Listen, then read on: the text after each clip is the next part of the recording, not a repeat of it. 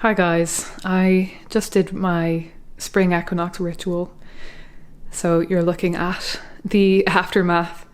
This is pretty much the altar that I have down here in Kerry. I brought down the prayer beads and the seashell in the centre, and I brought down the green candles just to kind of add in that sense of springtime and kind of the kind of Gaia energy. The prayer beads are Gaia prayer beads, because I'll be focusing on Gaia as the personified deity that I will be most focusing on for this season, and I have been since the beginning of February. But at the equinox, I really like to acknowledge the turn into the light half of the year proper, in that from tomorrow onwards the days will be longer than the nights.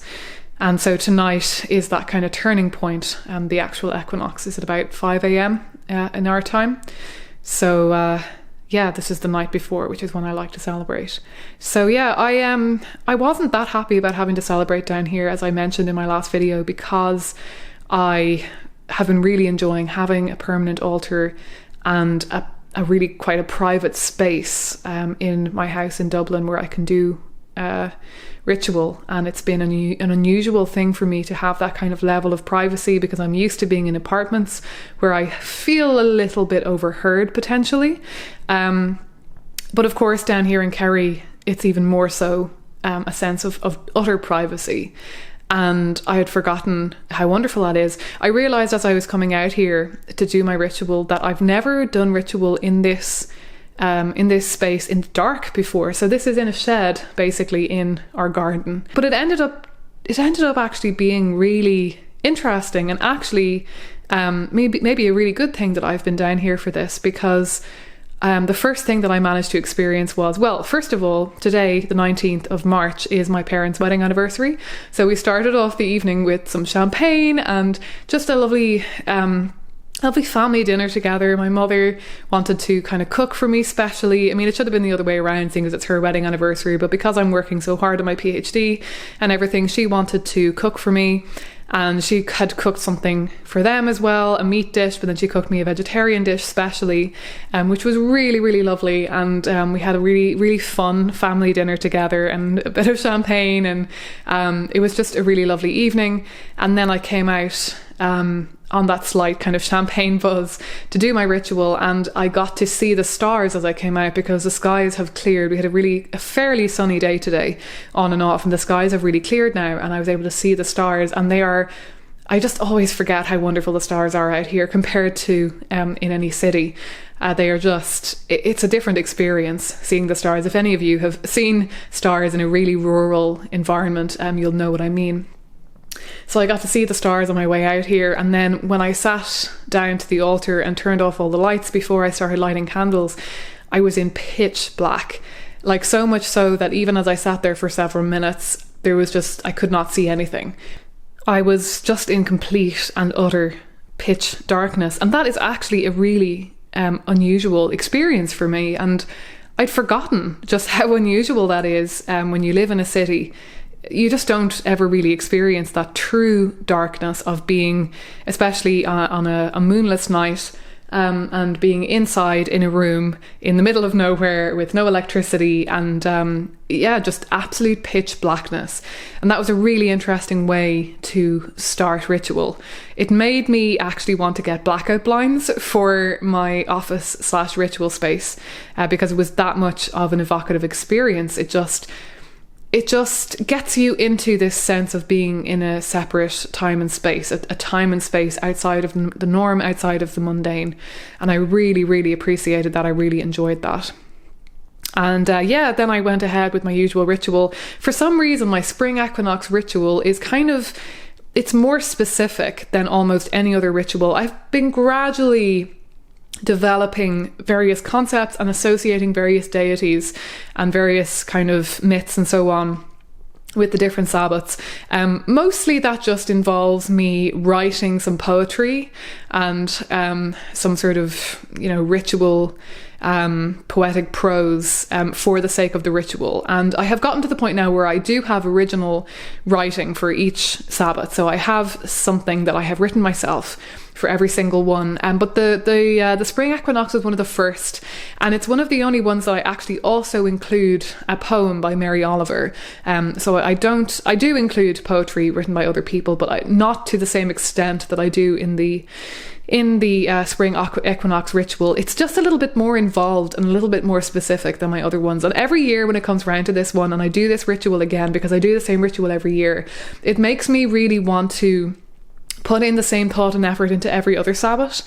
It feels really needed, and it feels like it did all the things that this ritual needed to do for me, if that makes sense. I feel like I'm actually feeling optimistic and excited about the rest of the year to come for the first time in a really long time. Like, I'm feeling ready to create stuff and ready to engage with the world in a way that I've just felt a little bit disengaged from for a while. I haven't been able to tap into that sense of excitement for this new phase that I know is just around the corner. Obviously, in the midst of a pandemic and all of that, like, it's a little bit harder to feel excited about the future. Everything feels very vague and up in the air and like we don't have control.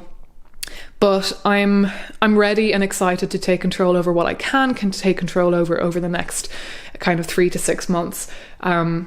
Because I am lucky. I'm one of the lucky ones in this situation so far, touch wood.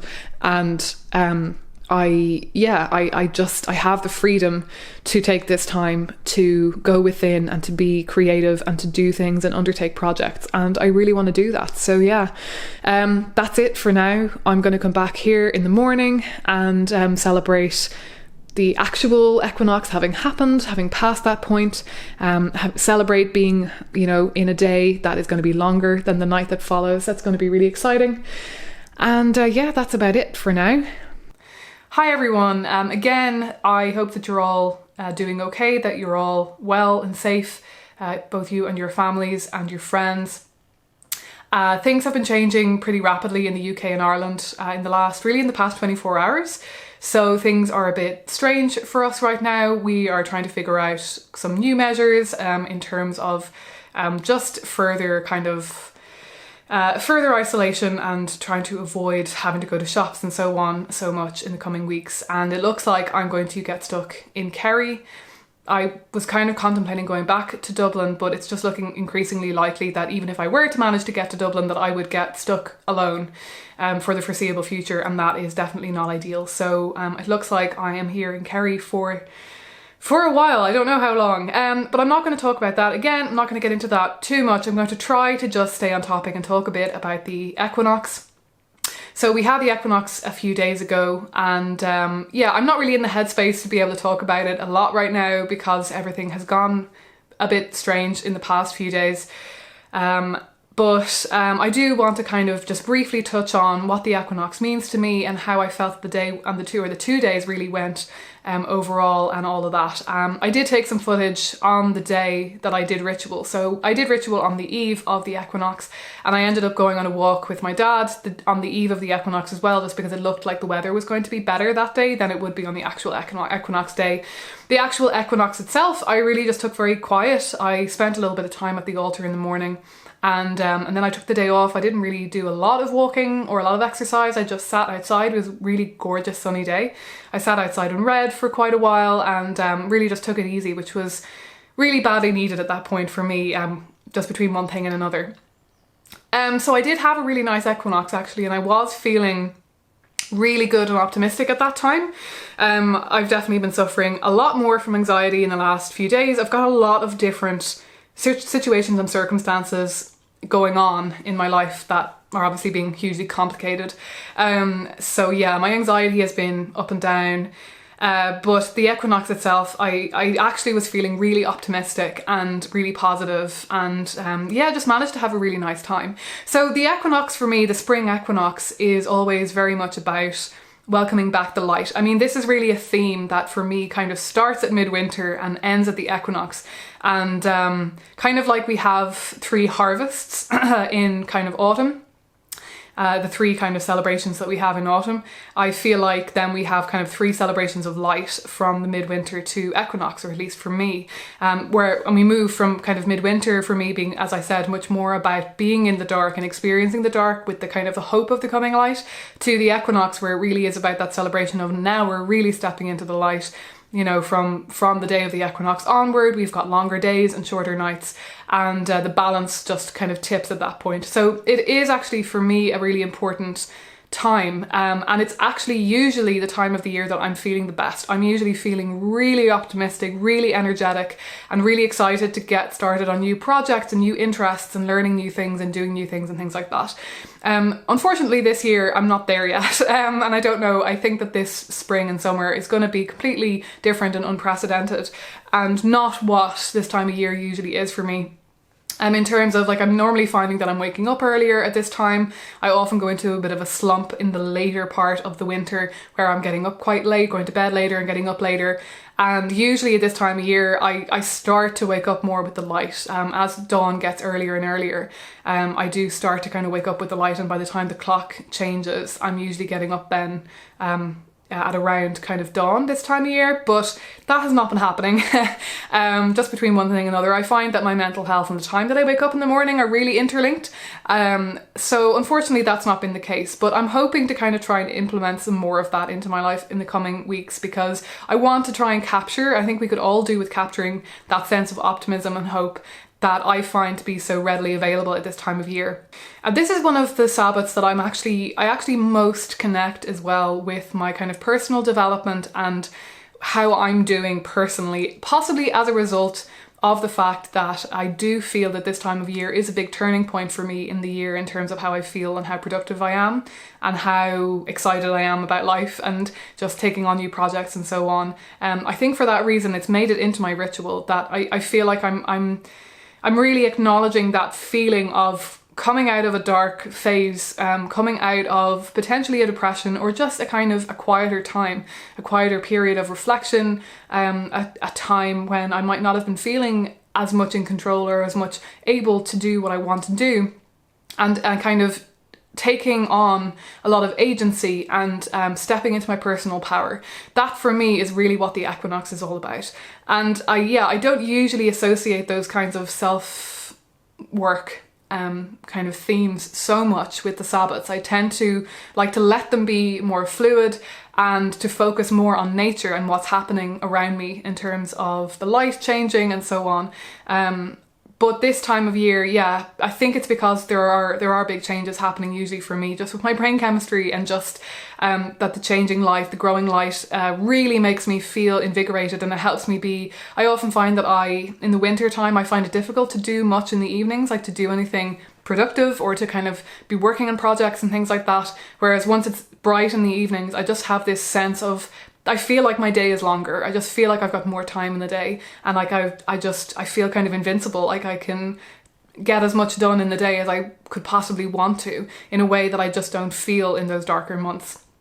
And so I think that's, yeah, it kind of makes sense for me that how I'm doing mentally and emotionally really gets intertwined with celebrating this time of year. So I obviously was really trying to focus on that. I was really trying to focus on bringing in a sense of optimism, and focusing on as well what it's going to be like for me when I finish my PhD, and really trying to focus on the positives, that even if when I submit my PhD, as is looking increasingly likely, that we're still going to be under some form of lockdown or social distancing or whatever, that even if that is the case, that I was trying to feel really excited about the projects that I can get back to and things that I can be doing from home and that don't involve socializing or traveling or going to other places, things that I can get excited about sitting in my office, sitting by myself at home, and that I can try and see that as an opportunity. That being said, I'm not putting myself under any pressure at the moment to get anything more done than I really need to. I am still barreling ahead with the PhD as much as possible, but I'm trying to be kind with myself about that, because, it is a very strange time, and I feel a little bit uncomfortable with the extent to which people on social media sometimes are really emphasising productivity right now, and how much we can get done with this amount of extra time that we suddenly have in the day. And I think that's really not helpful when so many of us are going to be suffering, you know, in terms of our mental health. And even if we don't have overt mental health issues, you know, we're not going to be feeling great. We're not going to be we're all feeling not brilliant in this situation. And I think putting ourselves under extra pressure to be doing things with that time and any perceived extra time that we have, I don't really think that's helpful. So I just want to make that clear that that's not really what I was pushing towards. But what I'm very aware of is that once I submit the PhD, I'm going to have this kind of blank. I'm going to have all this free time in my life and nothing to be focusing on. And I just wanted to try and get excited about that. I wanted to make sure that I'm trying to just trying to portray that to myself and paint that to myself as an opportunity to undertake projects that I've been really hoping to work on for a long time, without pressure, without any of that, but just to remind myself that a lot of the things that I did want to do, that I was excited about getting underway after my PhD, most of it can still happen. Most of, you know, working on content as Anya Orga, creating a new website, learning more new skills, working on videos, spending more time making videos, working on my novel, working on other writing creative projects, and so on and so forth. All of that can still happen. So yeah, I'm just trying to be optimistic and excited about that, and I think I really did manage to achieve that in Ritual. So yeah, thanks a million for watching, and thanks so much for your lovely comments on the last video that I made. There are a lot of people checking in and saying, you know, explaining how they're doing, which I really appreciate. I really would love to hear from as many of you as possible, because you know, I do remember you, I remember your usernames. There's not so many of you that I don't remember the ones who, especially those of you who comment regularly. I definitely remember you and know who you are, and I love hearing from you and hearing that you're doing okay, or hearing how things are going for you, because some of you are under much stricter regulations than we are here in Ireland right now, and have been for some time. And yeah, so I really appreciated those comments, and that you're all happy to hear from me and happy to hear me check in and asking me to continue to do so, and I will continue to do so. I'm not sure if I'm going to be able to continue to make topics, come up with topics to talk about over the next few weeks, because I just don't know how I'm going to be feeling, but I will endeavour to continue making even a very short video every week, just to check in and to say hi. And I just want to kind of maintain some sort of sense of community, because I very definitely feel like I have a community with all of you, and I really enjoy checking in with you every week. And yeah, I want to continue to do that. So yeah, I really hope that you're all doing as okay as you can under the circumstances. I hope that, yeah, I hope all of the normal things that you might expect me to hope for you. And yeah, I hope that you got something out of this video, that you enjoyed coming along with me on part of my equinox celebrations this time around. And yeah, as usual, I very much hope to be talking to you again next week. Don't panic if you don't hear from me. If I don't post a video, I will at least post some sort of you know, those kind of community post things. So if you don't see a video, if you're wondering, if you check onto my channel, you should be able to see some kind of post from me at the very least. Yeah, and I will definitely talk to you soon.